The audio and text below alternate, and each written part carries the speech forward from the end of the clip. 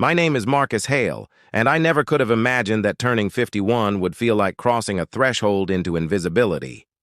The calendar said May 12th, but the date only mattered because it was etched with the weight of years I'd spent trying to hold together a family that seemed to crumble under my quiet presence. I woke that morning with a brutal hope tucked behind my ribs, a hope that survival and love could still be coaxed back into our home.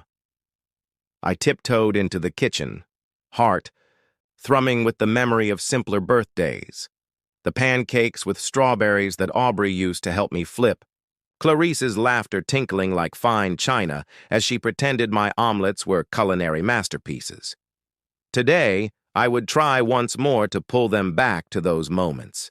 I cracked eggs into a bowl and whisked them carefully, whispering to myself that it might still matter.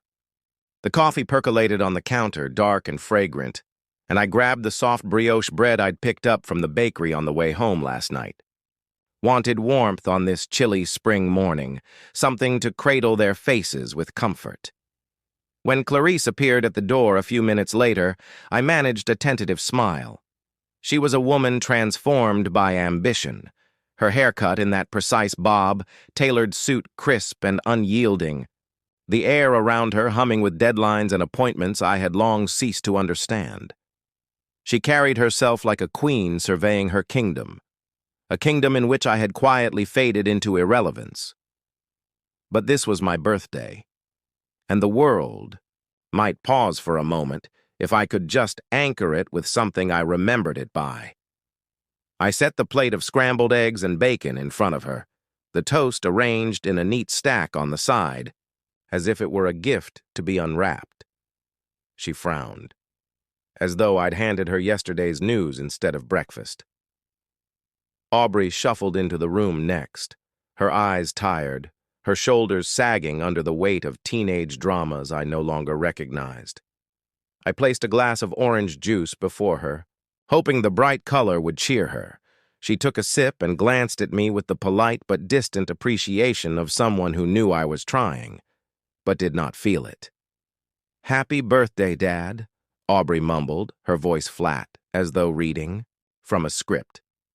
Clarice half smiled, but I could see the frustration in the crease of her brow. She checked her watch. "I have a meeting at 8, and then I have to drop Aubrey off at soccer practice," she said, already moving away, as though my presence were an anchor pulling submerged weights from their schedules. I watched them go, Clarice disappearing down the hallway with the efficiency of a machine set to autopilot, and Aubrey trailing behind her as if tethered by invisible strings that pulled her away from me. I sat alone at the table, the half-eaten breakfast growing cold, and I felt the familiar hollowness settle in my chest. I had spent 28 years trying to be the husband Clarice needed, the father Aubrey deserved. I was practical, reliable, silent. Yet today, on my birthday, they both seemed to have forgotten why I mattered. The hours passed in a blur of loneliness. I washed the dishes, my hands trembling with the memory of happier times. Aubrey's first birthday cake, Clarice's wide-eyed grin when I surprised her with flowers before her first big presentation. I rifled through photo albums, looking for snapshots of when we laughed together without reservation, family vacations at the lake, spontaneous, road trips that ended with all three of us curled on a couch, heads leaning, exhausted and content. Those images felt like visitors from another lifetime. I took out my phone and browsed old texts, birthday wishes from friends long gone, memes Aubrey had sent me randomly, Clarice's affectionate good morning messages. From before, life had become a relentless battleground of work and obligations. I scrolled until my thumb hovered over her picture. I tempted myself to text, "Where are you?" but backed away before my finger could swipe.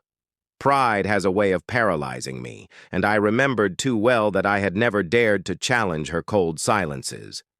Afternoon sun slanted through the living room window, casting long, lethargic beams across the floor. I got into my car and drove aimlessly, the steering wheel rigid beneath my hands. I pulled into a parking lot and sat for a while, staring at ducks drifting on a pond, families laughing on picnic blankets, joggers pounding the pavement in neat rows. They looked at me through a pane of glass, a stranger to their celebrations. My phone buzzed, no birthday calls, and I felt a tremor of shame. I realized that I had become a ghost in my own life, present yet unseen, providing sustenance and support, but never the substance that anchored our relationships. It was the silent engine behind everything they had, the uninterrupted credit history, the late-night repairs in the basement, the meals prepared before they returned from work and school, and yet they had thrown me away as though I were a broken tool they had outgrown. Night fell with a somber hush. As I turned onto our street, the house looked as it always had, but tonight it felt alien, cold siding reflecting the streetlights. Windows, dark shields against my intrusion. I parked at the curb and stared at the front door. My duffel bag was packed neatly in the trunk. The zipper closed with the firmness of someone resolved not to return. I carried it inside and placed it by the hallway, leaning against the wall like a silent witness. They were upstairs, I presumed, Clarice scrolling through emails on her laptop, Aubrey scrolling social media on her phone. I took a deep breath, summoned every ounce of the man I once was, and walked toward them. I found them in the living room, backs turned. Clarice's phone rang, and she answered with brisk efficiency, voice clipped. Aubrey was curled on the couch, headphones blocking every sound except the glow of her screen. I cleared my throat. "Happy birthday," I said gently, voice unsteady.